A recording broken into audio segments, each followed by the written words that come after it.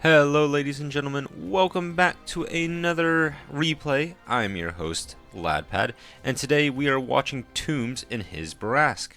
Now, before the replay starts, there's something really important to note. Tombs is in a low tier matchup. He's in a phenomenal tank. He's playing the Bourrasque, but he is a tier 8 amongst tier 9s and 10s, and some good tier 10s on that enemy team.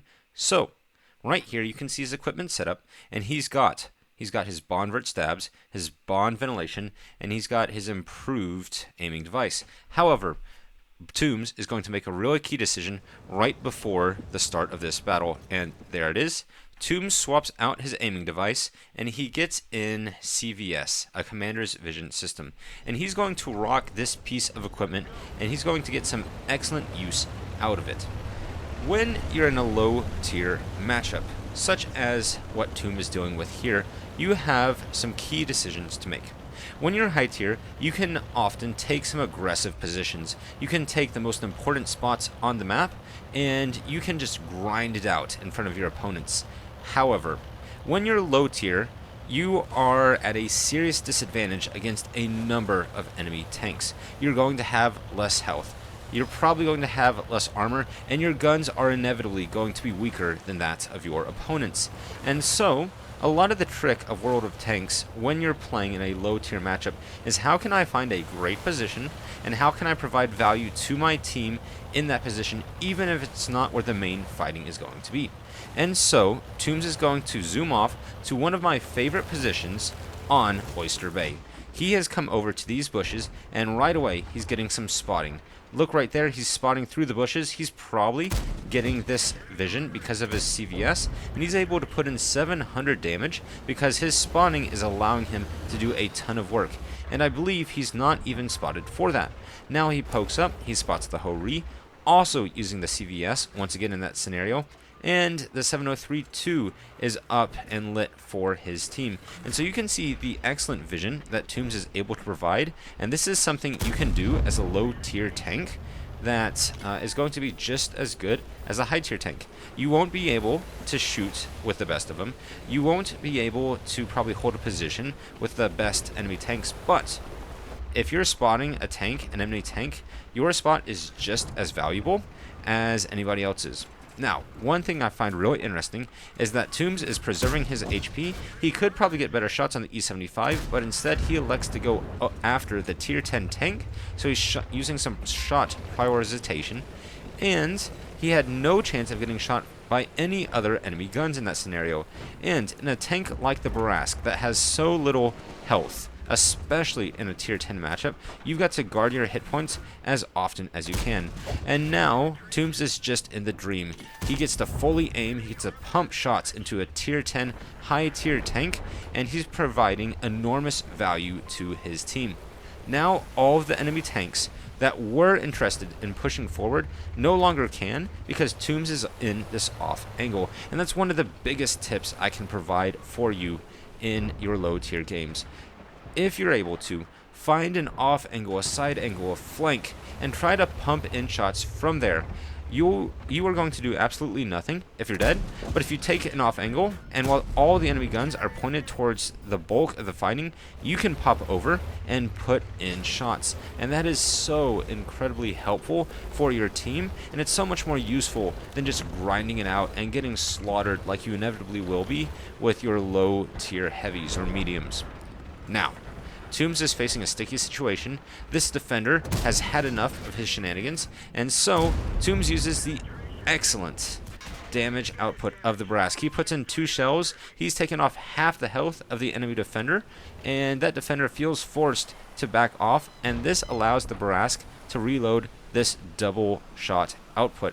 The incredible thing about the Bourrasque is even though it's an autoloader, it is able to put in enormous amounts of damage, but has a relatively quick reload all the same. You can output 720 average damage with the Bourrasque, and then you're reloaded in about 20 or fewer seconds very, very quickly after. And so it allows you to be so flexible in dealing damage with your opponents. And provided with your insane camo, you're able to pop over and do silly shenanigans like this.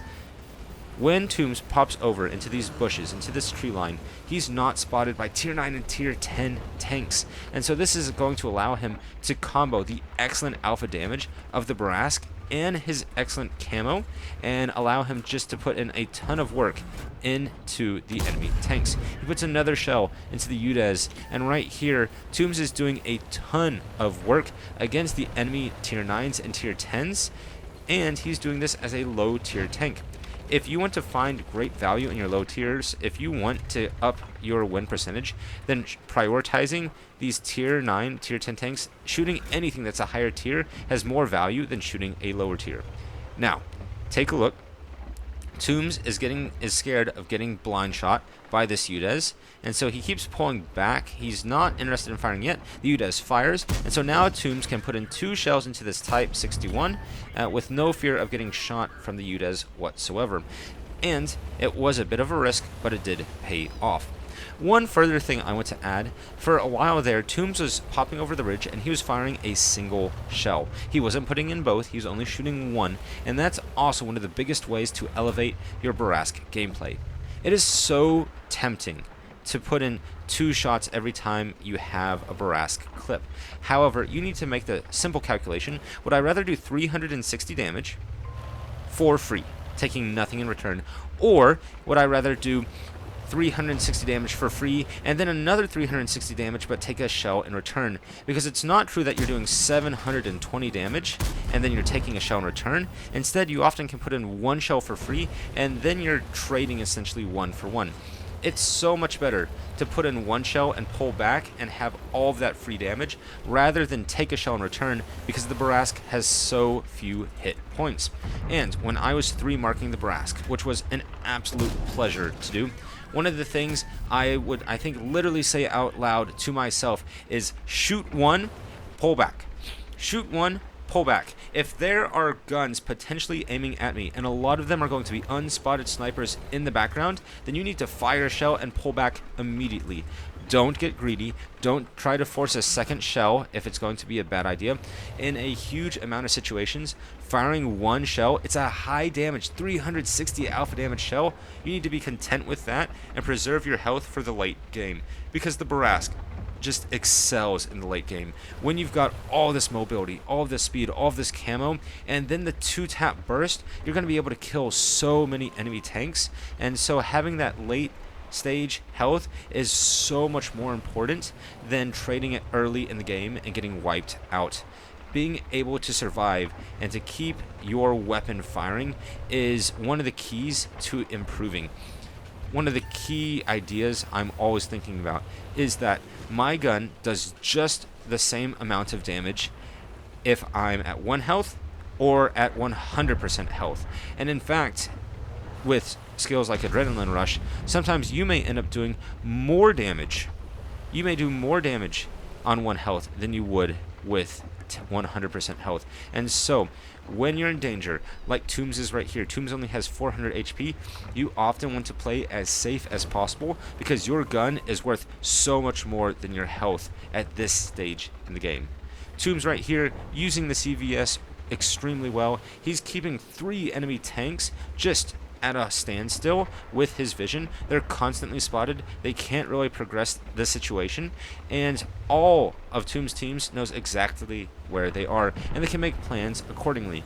Unfortunately, Tooms does lose a platoon mate, and the Ho-Ri is pushing forward, so Tooms feels the need. He thinks he has to kill the Ho-Ri, otherwise he's going to get pushed out of his position.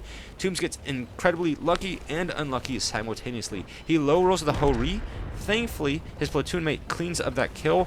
However, Tooms did get incredibly lucky when the UDES 1516 shot him and low rolled. Tooms, by all rights, should have died there. Instead, he's going to demonstrate some excellent reactions, kill the UDES, and now he has done about 3,000 damage to enemy tier 10 tanks. But no time to talk about that, because an STRV S1 is suicide running towards Toombs. Toombs is forced to loop around, puts himself at risk of the enemy guns, however manages to escape, gets right back into his old position, gets the reload off, and because the Bourrasque has a 2-shot clip, he can reload incredibly quickly and gets the kill on the S1.